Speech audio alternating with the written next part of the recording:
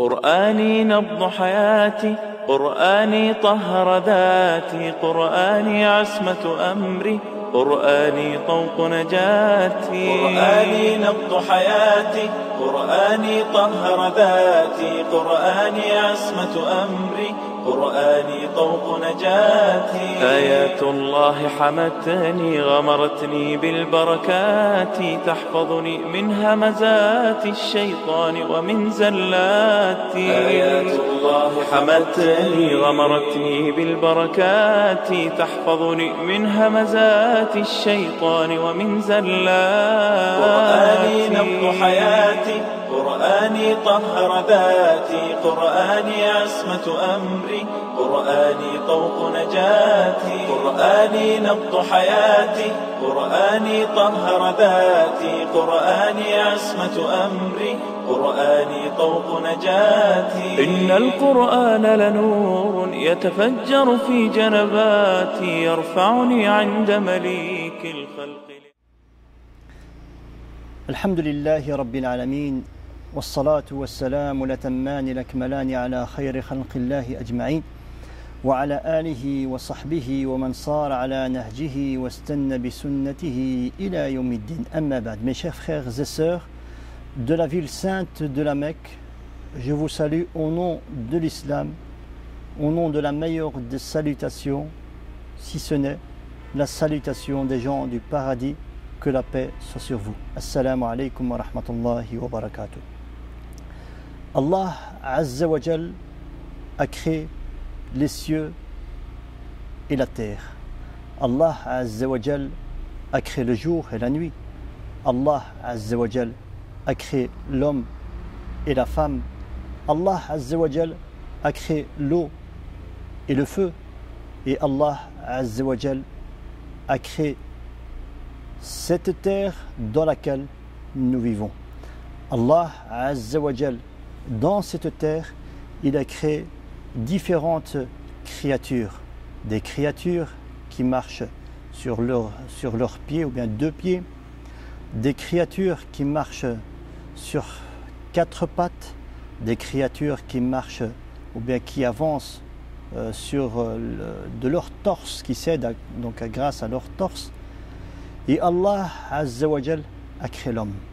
Allah Azza wa Jal a créé l'homme et il l'a doté de plein de bonnes choses. Le cerveau, l'intelligence, le cœur, les battements, les poumons, la respiration et ainsi de suite. Et Allah Azza wa Jal a créé un monde qui est parallèle au nôtre, qui est de nos jours malheureusement mal compris par certaines personnes. Donc ce monde qu'Allah Azza wa Jal a créé en parallèle au nôtre, il est en réalité similaire au nôtre, si ce n'est que quelques différences. Et ce monde-là, c'est le monde des djinns. Allah Azza wa Jal a créé les djinns et les êtres humains que pour un seul but. Et ce but-là, c'est d'adorer Allah Azza wa Jal. Et comme nous le dit Allah Azza wa Jal dans ce verset, A'udhu billahi minash shaytanir rajim, wa ma khalaqtul jinna wal insa illa liya'budun. Naam. Wa ma khalaqtul jinna wal insa illa liya'budun. Allah Azza wa Jal a créé les djinns et les êtres humains que pour les adorations. Donc mes chers frères et sœurs, on est dans ce bas monde pour parfaire nos adorations, pour adorer Allah Azza wa Jal matin, midi et soir. Et les djinns qui ont été aussi créés par Allah Azza wa Jal ont été créés pour glorifier Allah, adorer Allah, s'incliner et se prosterner devant Allah Azza wa Jal. Le monde de l'invisible, comme je disais, est semblable au nôtre. Allah a créé dans ce monde de l'invisible des communautés différentes, des tribus différentes, des races différentes, des personnalités différentes, des beautés différentes et ainsi de suite. Il a créé des grands, des petits, des juifs, des chrétiens, des bouddhistes, des orthodoxes, des croyants, des non-croyants. Il a créé des djinns qui sont bons, des djinns qui sont mauvais. Il a créé des djinns qui sont alliés à nous. Il a créé aussi des djinns qui sont ennemis de l'être humain. Et Allah Azza wa Jal leur a donné certains pouvoirs et nous a aussi dotés de d'autres pouvoirs. Allah Azza wa Jal leur a donné la rapidité dans le déplacement, alors que nous, pour nous déplacer, on va mettre plus de temps qu'un djinn.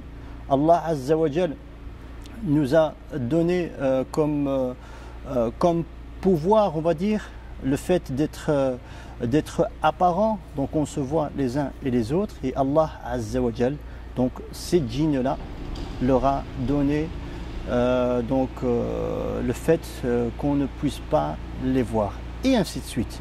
Donc ce sont deux mondes qui sont parallèles, mais ces deux mondes-là ont un seul but qui est adorer Allah Azza wa Jal. Dans l'époque dans laquelle nous vivons, nous entendons beaucoup de gens malades par différentes maladies qui n'existaient pas à l'époque. Et c'est pas pour rien que de plus en plus nous découvrons des corps de métier qui apparaissent de nulle part. Des psychologues, des psychothérapeutes, des thérapies de couple, des thérapies individuelles et ainsi de suite. Mais quand on analyse la question, on constate et on remarque que la plupart du temps, attention, je ne vous dis pas que le psychologue n'a pas sa place dans la communauté et surtout face à certains problèmes que rencontrent certaines personnes. Non, au contraire, on a besoin des psychologues, des psychothérapeutes, etc. Vous devez savoir que la plupart des maladies qui sont reliées à la psychologie, la plupart du temps, sont traitées avec Al-Qur'an Al-Karim. Et beaucoup de gens se sentent mal dans leur peau, malades de certaines maladies que les médecins n'arrivent même pas à comprendre, et des fois on ne trouve même pas c'est quoi la maladie.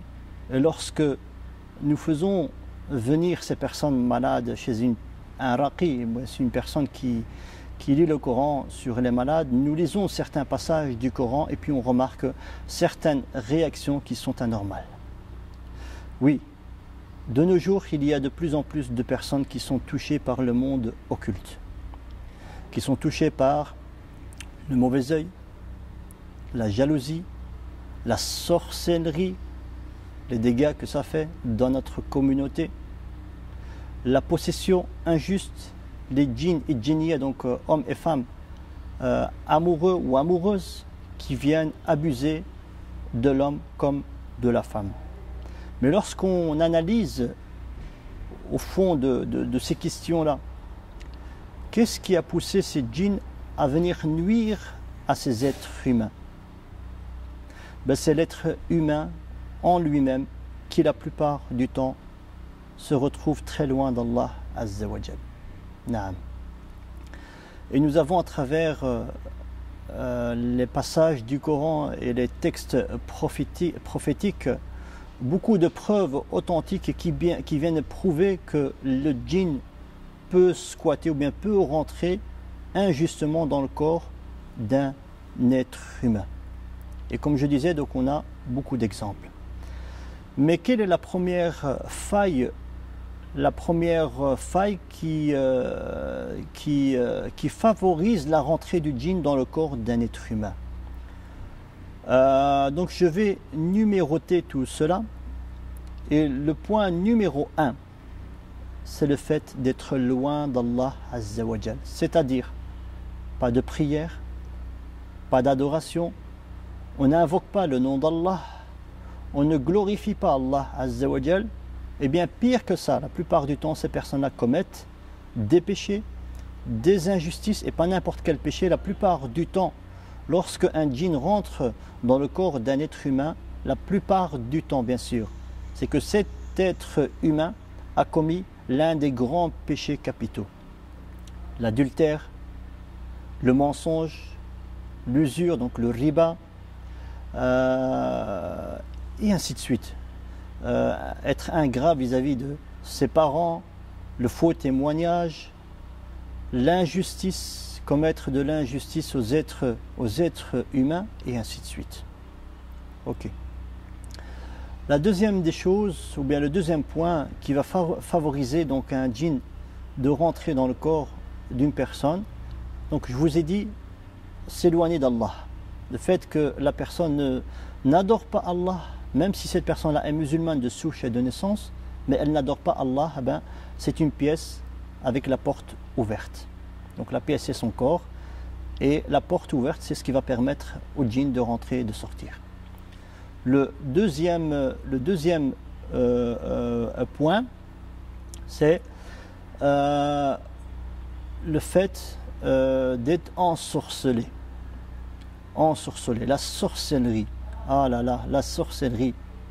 La sorcellerie, c'est un travail que le sorcier, que le diable être humain, car un sorcier c'est un diable, que le sorcier être humain fait. Donc c'est un pacte qu'il va faire avec les djinns qui travaillent pour lui.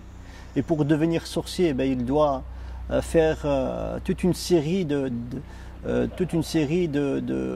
péchés et d'associations en Allah Azza wa Jal. Donc au plus cette personne a commis des péchés, grands ou petits, la plupart du temps c'est des grands péchés, eh ben, les djinns deviennent donc très alliés, très soudés et très forts et très proches de ce sorcier être humain. Et à ce moment-là, une fois que le sorcier donc va atteindre toutes les étapes pour devenir un grand sorcier, eh ben, il aura donc toute une armée de djinns qui va travailler pour lui. Et ce djinn-là donc peut nuire aux gens, aux créatures d'Allah, à travers différentes méthodes qu'Allah nous en préserve. À travers les photos des gens, les ongles des gens, à travers le nom et le prénom des gens, les effets personnels des gens, et voilà. Donc la méthode elle est vraiment énorme. Donc ce sorcier-là donc va lancer un sort à telle personne. De quelle manière? Eh ben, la personne qui veut nuire, on va dire Fatima, on va dire que une personne veut ensorceler Fatima, eh ben, l'ennemi de Fatima va venir chez le sorcier va lui demander un effet personnel de Fatima, va lui demander le nom ou le prénom de Fatima, et ce sorcier-là va lui demander: que veux-tu que je lui fasse? La personne qui vient voir le sorcier va lui dire: moi je veux que Fatima ne se marie jamais, moi je veux que Fatima ne travaille jamais, moi je veux que Fatima ne soit jamais belle, moi je veux que Fatima ne soit jamais attirée par les hommes, et vice versa aussi.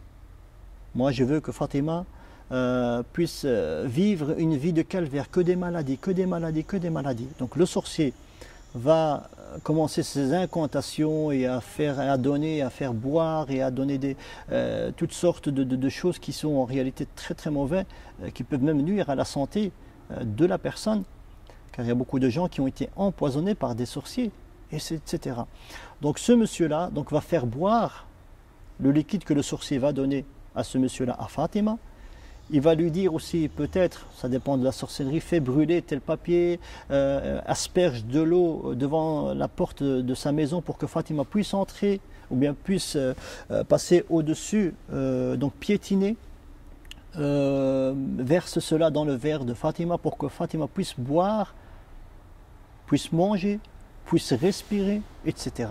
Et lorsque Fatima va boire cette sorcellerie, ou bien va piétiner, va marcher au-dessus de cette sorcellerie, va se laver, va respirer la fumée, etc.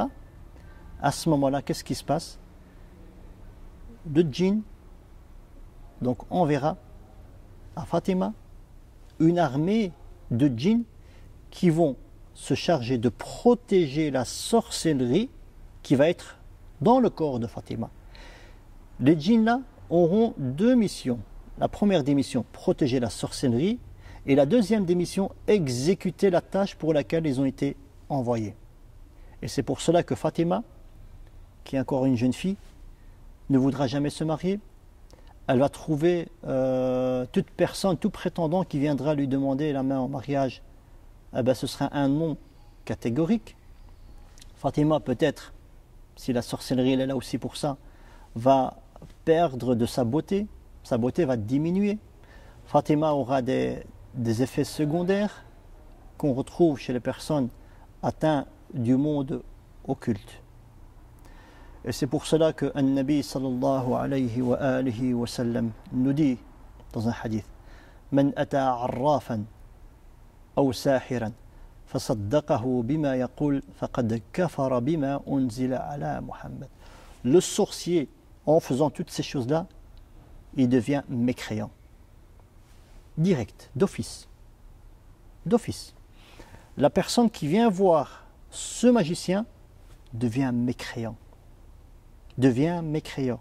S'il croit en ce que ce sorcier va lui dire et va lui donner comme stratagème, il devient mécréant. Et sa prière à lui ne sera pas acceptée pendant 40 jours. Et ce n'est pas pour rien que la peine, donc shar'an, islamiquement, la peine qui est affligée aux sorciers, c'est la peine capitale. Pourquoi? Ben regardez autour de vous, ces sorciers, combien de dégâts ils ont fait, combien de familles ils ont déchirées, combien de santé ils ont anéanti, combien de jeunes frères et sœurs qu'ils ont éloignés de la religion. Énormément, énormément. Et c'est partout dans le monde. C'est un fléau qui touche de plus en plus de personnes, surtout de nos jours. Mais pourquoi ça touche de plus en plus les foyers, nos foyers? C'est simple et clair. Parce que on s'éloigne d'Allah Azza wa Jal. C'est si simple que ça.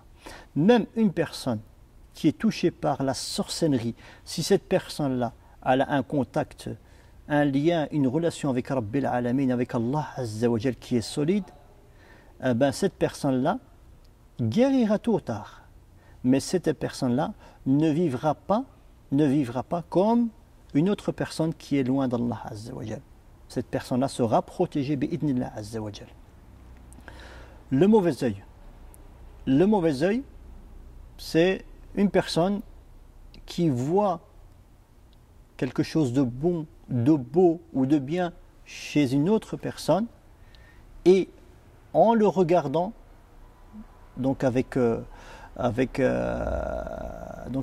air dans lequel nous allons lancer le mauvais œil. Nous allons le toucher. Bien sûr, le mauvais œil, on peut tous être touchés par le mauvais œil. Moi-même, je peux me regarder dans une glace et commencer donc à faire des éloges de moi-même devant une glace et je peux me toucher moi-même par le mauvais œil. Les femmes aussi, lorsqu'elles se regardent dans un miroir avec leur belle chevelure ou bien leurs cheveux qui arrivent des fois jusqu'au derrière. Waouh, c'est beau, je suis belle, waouh, waouh, etc. De cette manière-là, elles peuvent elles-mêmes se toucher par le mauvais œil. Les enfants, beaucoup de parents, leurs enfants sont touchés par le mauvais œil à cause des parents. Donc une mère qui regarde son fils ou sa fille, oh tu es belle, mais tu es mignon, tu es splendide, tu es le soleil, tu es waouh, waouh, etc. Il n'y a pas de parole d'Allah, il n'y a pas de glorification ni autre. Et bien à ce moment-là, il est fort probable que je touche ou bien que je lance à la personne donc un mauvais œil. Et bien sûr, les traitements viendront à la fin de cette vidéo. Et la jalousie, c'est le fait de voir une personne avoir une bonne situation, une belle voiture, une belle maison, que des bonnes choses. Et la personne qui est jaloux de cette situation-là va regarder, va voir et va être jaloux de la situation d'un tel. C'est quoi la jalousie? C'est le fait de voir quelque chose de bon ou de bien ou de merveilleux chez une personne et ne plus vouloir voir ces choses-là chez cette personne-là. Donc ça c'est la jalousie. Donc être jaloux de ce qu'un tel a. Même si je ne l'ai pas moi, ce n'est pas un problème du moment que l'autre personne ne l'a pas. Ça, c'est de la jalousie. Et nous avons aussi ce qu'on appelle les djinns amoureux. Les djinns, donc hommes et femmes, djinns amoureux, ce sont des djinns qui vont tomber sous le charme du corps humain, hommes et femmes. Et nous sommes nombreux à, lorsqu'on doit se laver, nous déshabiller, changer d'habit, on se déshabille et on n'invoque pas Allah Azza wa Jal. Et à ce moment-là, il y a des djinns qui passent et qui regardent donc un coup, donc qui regardent notre nudité, donc la nudité de l'homme ou de la femme, et qui tombent sous le charme de ce corps-là, de ce beau corps, et rentrent de cette manière-là dans ce corps pour abuser de ce corps-là, illicitement, de méthodes interdites. Voilà, donc ça c'est ce qui revient le plus souvent. Et nous avons aussi les djinns donc, qui viennent faire du mal injustement. Une personne, une maman ou un papa qui a versé de l'eau dans des égouts sans invoquer le nom d'Allah. Et dans les égouts, vous savez très bien qu'il y a des djinns qui habitent là. Et un djinn qui est brûlé, il y a un membre de sa famille qui vient se venger de lui en faisant du mal à l'être humain. Uriner aussi dans un endroit où la personne urine sur un djinn. Et puis de cette manière-là, donc il vient abuser de la personne et ainsi de suite. Donc il y a différentes méthodes. Allah Azza wa Jal nous a donné aussi différentes méthodes pour pouvoir nous protéger, pour pouvoir guérir de ces différents modes de toucher. Pour ce qui est de la sorcellerie, il y a ce qu'on appelle la sorcellerie bu, manger, respirer, piétiner, enterrer. Pour ce qui est du mauvais œil, donc la méthode elle est simple. La jalousie aussi, elle est simple. Et la méthode donc du djinn injuste ou bien du djinn pervers amoureux, donc elle est aussi donc simple. Bien sûr, la meilleure méthode de guérir de ce toucher du monde occulte, la première, c'est de revenir vers Allah Azza wa Jal. Ça, c'est la première clé, c'est l'ouverture. Sans cela, il n'y a personne qui pourra guérir ces gens-là, revenir vers Allah Azza wa Jal. Un repentir sincère sur tout le passé, quel que soit le passé, quels que soient les péchés, un retour sincère auprès d'Allah Azza wa Jal. Deuxièmement, reprendre ses adorations, la prière. Si celui-ci ne priait pas, il doit absolument reprendre sa prière. Si la sœur ne portait pas son voile, son hijab, sa tenue vestimentaire, doit absolument reprendre, donc être pudique et reprendre sa tenue vestimentaire. Si une personne a de l'usure dans sa vie habituelle, acheter une maison, une voiture, un bien ou autre avec de l'usure de riba, il doit absolument se débarrasser du riba. Il doit absolument se débarrasser de ce riba. Une personne, s'il est ingrat envers ses parents, il doit absolument aller embrasser les pieds de ses parents et leur demander pardon pour que Allah Azza wa Jal puisse lui pardonner et le guérir, Inch'Allah. Une personne qui mange ou bien qui prend de l'argent injustement, l'argent des pauvres, l'argent des orphelins ou autres, doit absolument demander à Allah le pardon et rendre cet argent-là à la personne qui lui appartient.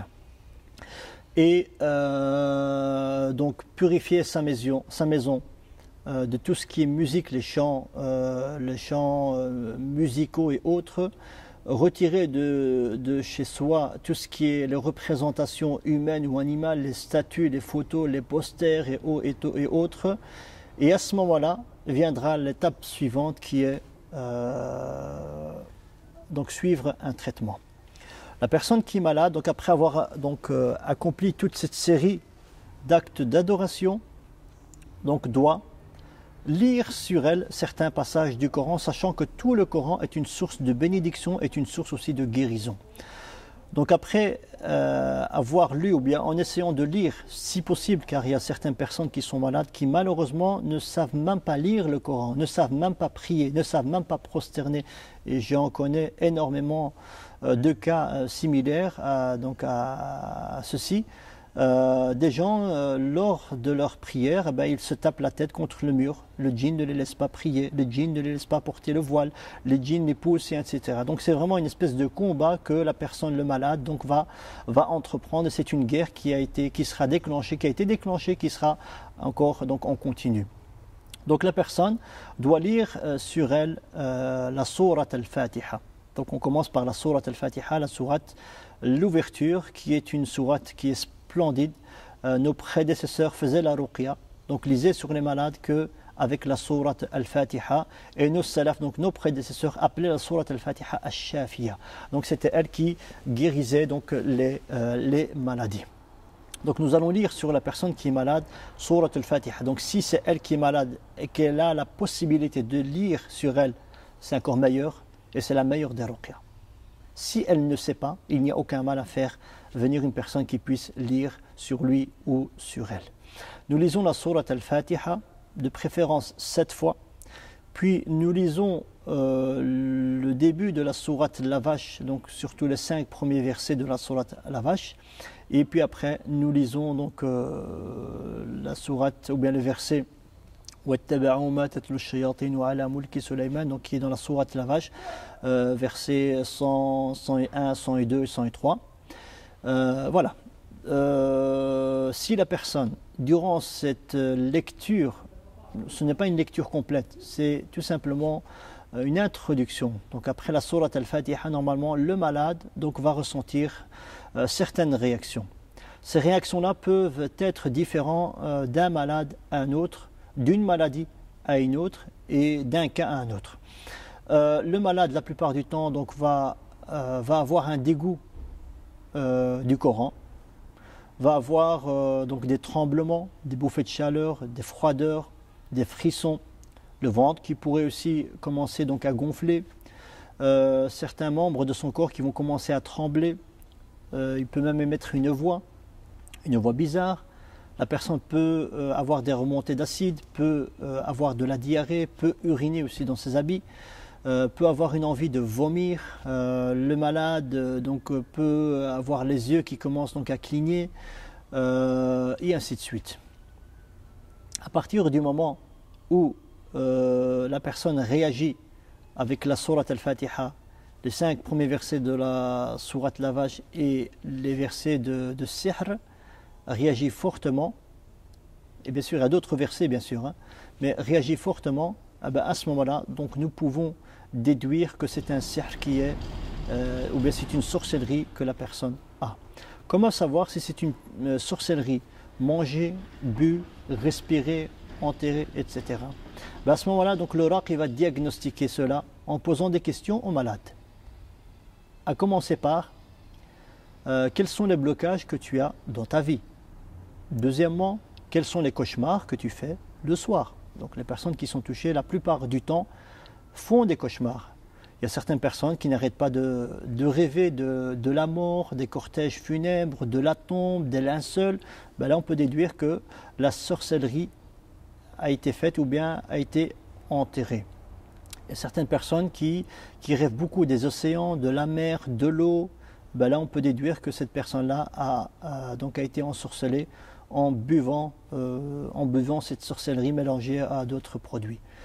La personne peut voir aussi dans ses rêves, dans ses cauchemars, l'ombre de certaines personnes qui peut peut-être reconnaître donc avec le temps.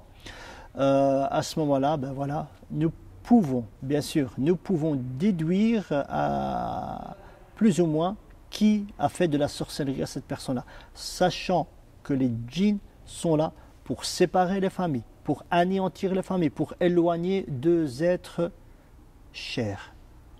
Et beaucoup de gens, malheureusement, quand ils vont chez un raqi et que le raqi lit sur eux le Coran, le djinn parle. C'est un tel qui m'a fait de la sorcellerie, et puis commence à citer des noms. La plupart du temps, cela est faux. Le djinn fait cela pour insuffler dans le cerveau, bien dans le corps du malade, insuffler une mauvaise information, et ce malade-là, lorsqu'il retournera chez lui à la maison, il va commencer à faire la guerre avec la personne qui croit lui avoir fait de la sorcellerie, alors qu'il est fort probable que ce ne soit pas lui. Et c'est pour cela que lorsque le djinn parle durant les séances de ruqya ou autres, le raqi et le malade ne doivent surtout pas prêter attention sur les informations que le djinn lui donne. Il y a certaines informations qu'on peut prendre en considération, mais il y a d'autres non. Nous avons aussi donc de la sorcellerie qui a été brûlée donc avec une espèce de avec des espèces donc de l'encens, la sorcellerie piétinée. Et voilà, donc ce qui va diagnostiquer, ce qui va donner le plus de renseignements sur le mal que la personne a, ce sont donc en priorité les rêves et les cauchemars. Les traitements sont, alhamdulillah, assez nombreuses et qui ont été reprises donc, par le Coran, la tradition prophétique, la médecine prophétique, la médecine du peuple et la médecine contemporaine. Nous avons coranisé en tout cas tout ce qui est donc l'eau, l'huile, le miel, donc coranisé. Une personne qui est malade, est-ce qu'elle peut coraniser ses produits? Oui et non. De préférence, qu'elle donne cette mission à une personne qui n'est pas malade. Pourquoi? Et ça, encore une fois de plus, c'est l'expérience qui parle. Il y a beaucoup de gens qui sont touchés par le monde occulte. Il y a beaucoup de gens qui ont des djinns en eux, donc des démons, des djinns. Il y a beaucoup de gens qui ont des djinns sorciers en eux. Donc maintenant, à partir du moment où j'ai un djinn sorcier en moi, je prends ma bouteille d'huile ou d'eau ou autre et je commence à coraniser et souffler dans cette bouteille-là. Le djinn peut souffler en même temps que moi. Donc moi, je lis pour coraniser l'eau. Le djinn souffle pour ensorceler l'eau. Et il y a beaucoup de gens, malheureusement, qui, en prenant ces produits-là, leur situation ne s'améliore pas. Donc je vous dirais de déléguer la lecture de ces produits à une personne qui n'est pas malade. Donc coraniser l'eau, l'huile et le miel. Se rassurer si c'est un sihr qui a été mangé, donc il faut extraire cette substance, ce poison qui est dans le corps. La plupart du temps, nous avons recours à la sénée, donc un laxatif qui va créer donc de la diarrhée, et nous allons aussi prendre d'autres produits qui va favoriser donc le vomi à la personne. Pour ce qui est de ces produits-là, donc il faut toujours demander conseil à un spécialiste pour ne pas vous intoxiquer ou vous empoisonner, car ces produits-là, quand ils sont pris donc avec de fortes ou bien de grandes quantités, donc peuvent nuire à la santé humaine. Donc toujours vous référer donc aux consignes du raqi ou du spécialiste et autres. Normalement, donc la sénée, c'est un très bon produit qui est quand même assez fort, ne pas trop abuser. Par exemple donc par semaine, donc à la limite 3 jours par semaine ou bien un jour sur deux. Donc un jour sur deux, donc prendre de la sénée en tisane le matin avant le déjeuner. Donc vous pouvez boire donc la sénée à jeun. Donc l'idéal c'est de boire un demi-litre, même 1 litre, et prévoir donc cette journée-là de rester chez vous à la maison, car ça va vous créer donc de la diarrhée. Il y a aussi les feuilles de cidre, donc les feuilles de jujubier. Prendre donc cette feuille, donc les moudre et mettre cela dans de l'eau que vous allez coraniser, donc boire de cette eau-là et vous laver de cette eau-là. Donc ça, c'est un traitement aussi, surtout pour les personnes qui sont stériles, qui n'arrivent pas à avoir d'enfants, pour les couples qui n'arrivent pas à avoir de rapport intime entre eux, et pour les blocages de mariage. Nous avons aussi le costus indien et marin, qui est aussi une plante bénite et qui est très très importante. Malheureusement, de nos jours, nous la délaissons. Le costus indien et marin, donc c'est des morceaux de bois qu'on retrouve chez les herboristes en Belgique. Il n'y en a pas en France, je ne pense pas, mais ici en Arabie, au Maroc. Donc ça se vend un peu partout chez les herboristes, chez les attars, etc. Donc le costus indien et marin, donc il doit être moulu donc en poudre, et prendre une petite cuillère, mélanger dans de l'eau coranisée, dans du lait coranisé, et boire donc un verre le matin et un verre le soir. Le costus indien et marin, donc c'est une plante qui est vraiment détestée par les djinns, surtout les djinns qui habitent le corps de l'être humain. Cette même plante, le costus indien marin, nous pouvons la retrouver en forme d'huile, qui est très très bon donc pour mettre dans les deux narines, donc une goutte dans chaque narine, et les massages. Nous avons aussi, durant la ruqya, certaines méthodes que l'homme peut appliquer sur l'homme. Mais pour ce qui est de la femme, c'est un peu plus compliqué ou bien si le raqi montre au mahram de la femme comment s'y prendre. Donc c'est appuyer sur certaines parties du corps de la personne, car le djinn habite dans ce corps-là, et lorsqu'on appuie sur certaines parties du corps, de cette manière-là, nous pouvons étouffer et peut-être même tuer ce djinn qui est là. Vous devez savoir que la plupart des djinns qui habitent dans un corps, qui sont rattachés à une sorcellerie, doivent absolument extraire cette sorcellerie-là. Maintenant, le djinn peut sortir avec cette sorcellerie-là, ou le cas contraire peut ne pas sortir aussi. S'il ne sort pas, donc il faut absolument évacuer le corps de toute cette sorcellerie qui est dans le corps, et à ce moment-là, donc on va attaquer le djinn avec les lectures et les pressions qu'on va mettre sur certaines parties du corps. Ce traitement-là, il y a un traitement durant la maladie et un traitement après la maladie. Certains djinns sortent du corps et attendent que la personne fasse la moindre péché. Une fois que cette personne-là commet un péché, le djinn revient dans le corps. Et c'est pour cela qu'il faut absolument continuer le traitement même après la guérison. Donc je disais que le traitement donc, peut être différent d'une personne à une autre, d'un âge à un autre. Donc une personne qui est jeune, ce n'est pas comme une personne qui est un peu plus âgée. Mais la plupart des produits prophétiques, donc c'est le cidre, les feuilles de jujubier, la sénée, le costus indien et marin, les graines de nigel, donc les graines de habbat al-sawda et l'huile aussi de habbat al-sawda, de l'eau de zamzam, et coraniser tout ce qu'on mange et tout ce qu'on boit. L'eau, l'huile, le miel, les petits plats que nous allons manger, donc tout ce qui est comment dire, faisable, donc à coraniser, nous le coranisons. Dormir en état d'ablution, et la meilleure des protections, ba'd Allah, après Allah Azza wa Jal, c'est bien sûr la prière à l'heure. Donc je ne vous parle pas de ce qui est quotidien.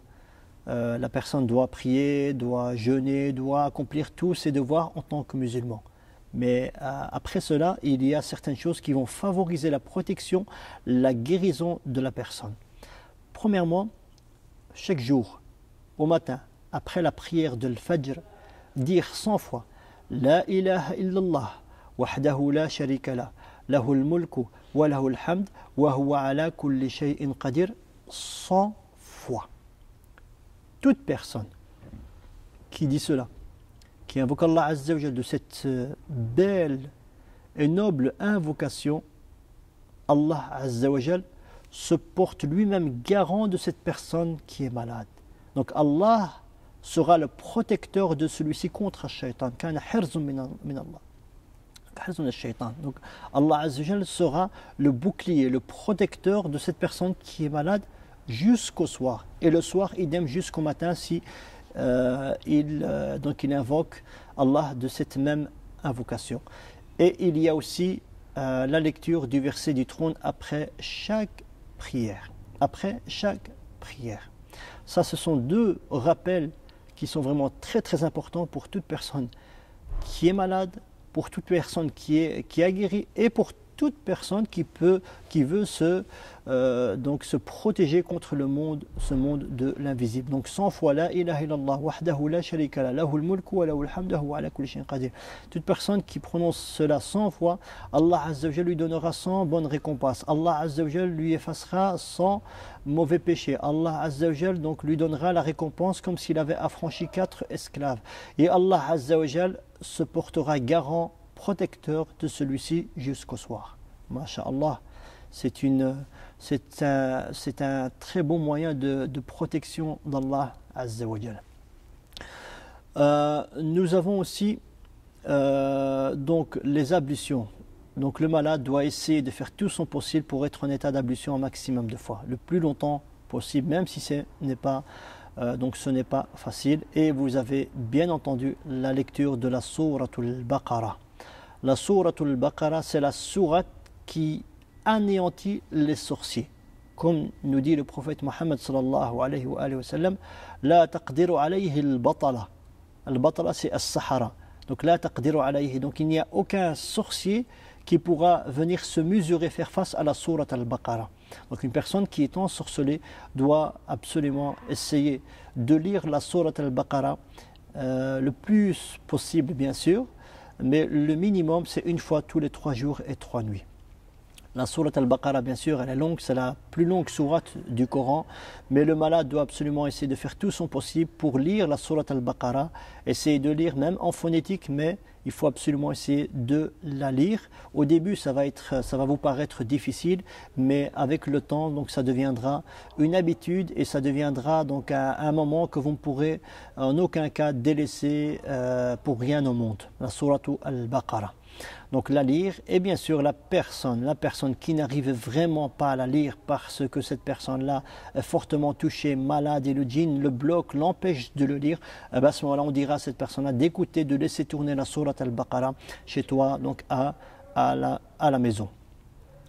Bien sûr, il y a énormément d'autres conseils que je vous donnerai, Inch'Allah, donc au long de ces différentes séries de vidéos que je vous ferai donc au public francophone, Inch'Allah, En tout cas, sachez que Allah Azza wa Jal, s'il vous a éprouvé, vous, c'est qu'il vous aime. Vous allez vous dire, mais comment ça se fait? Allah, s'il m'aime, il me donnera des bonnes choses, pas des épreuves, pas des maladies, pas une tristesse, de l'angoisse, des larmes, la perte d'un tel ou un tel, etc. Je vous dis ce que Allah Azza wa Jal dit dans le Coran al-Karim, Alif Lam Mim, ahasiba an-nasu an yaqulu amanna wa hum la yuftanoun.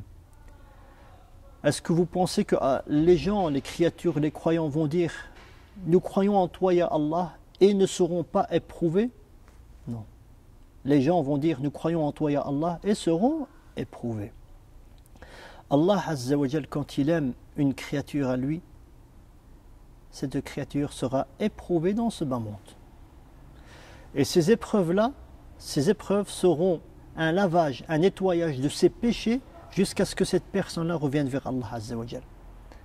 Et regardez autour de vous, combien de gens, des frères, des sœurs, des mamans, des papas, des cousins, des cousines, etc., qui ont été éprouvés par ce monde occulte et qui à l'époque étaient très loin d'Allah, ne priaient pas, ne jeûnaient pas, commettaient l'adultère, commettaient toutes sortes de péchés qu'on ne peut même pas nous imaginer. Énormément, beaucoup de gens qui me le disent à moi aussi, me disent, oh frère, si je n'avais pas eu cette maladie d'Allah Azza wa Jal, je n'aurais pas redécouvert le chemin qui mène vers Allah. Donc c'est grâce à cette maladie que Allah m'a donnée, j'ai pu redécouvrir le chemin d'Allah Azza wa Jal. Et c'est vrai, c'est la réalité. Car une personne qui est malade, on va lui dire que voilà le traitement, c'est lire le Coran, c'est la prière, c'est jeûner, c'est accomplir tous tes actes d'adoration. C'est de cette manière-là que tu vas commencer, ou bien tu vas guérir. Cette personne-là va commencer à mettre tout cela en pratique, va commencer à chercher les autres moyens de guérison, de traitement, va commencer à lire des livres religieux, va commencer à lire le Coran, à lire des hadiths, etc. Et de cette manière-là, la foi de cette personne-là va commencer à augmenter, à s'agrandir jusqu'à ce que cette foi-là donc va remplir tout son cœur. Et il y en a énormément, beaucoup de frères et sœurs qui ont découvert le chemin qui mène vers Allah Azza wa Jal à travers les maladies, à travers les épreuves de ce bas monde. Si Allah ne vous aimait pas, vous les malades, eh bien, il n'aimerait pas aussi tous les prophètes, tous les prédécesseurs, le prophète Muhammad sallallahu alayhi wa sallam. Il a été torturé, on lui a tué son oncle, en une bataille plus de 70 compagnons. On lui a cassé une dent, donc il a eu une ouverture avec un couteau donc de sa joue. Lorsqu'il se mettait en prosternation, les Qurayshites, les idolâtres, donc mettaient des excréments sur son dos. Il a été chassé de la Mecque, il a été combattu donc partout. Et malgré cela, Allah a éprouvé son prophète comme les autres prophètes. Allah a éprouvé ses compagnons comme d'autres compagnons, parce que Allah Azza wa Jal les aime et Allah nous aime. Donc Allah Azza wa Jal, lorsqu'il nous donne une épreuve dans ce bas monde, certes elle est difficile, des fois on est ignorant, on ne comprend pas du pourquoi, du comment, mais la sagesse d'Allah elle est immense. Allah, lorsqu'il donne, il y a une sagesse, lorsqu'il reprend, il y a une sagesse, et lorsqu'il ne donne pas, il y a une sagesse. Et cette sagesse-là ne la connaît que le sage qui est Allah Azza wa Jal. Je m'arrête ici pour aujourd'hui. Je vous dis, mes chers frères et sœurs, à une prochaine vidéo très prochainement, Inch'Allah, bi'idnillah. Je vous resalue au nom de l'islam et j'invoque Allah Azza wa Jal qui puisse vous guérir tous et toutes, frères et sœurs, de toutes les maladies, que ce soit les maladies occultes, les maladies de santé donc médicale et tout ce que Allah a créé de mauvais dans ce bas monde, et qu'il nous préserve, qu'il préserve nos époux, nos épouses, nos parents, nos frères, nos sœurs, nos enfants de tout mal, de Shaitan et ses disciples, de Iblis et de ses soldats. Et je vous dis à la prochaine, Inch'Allah. Je vous dis au revoir de la ville sainte de Mecca. Assalamu alaikum wa rahmatullahi wa barakatuh.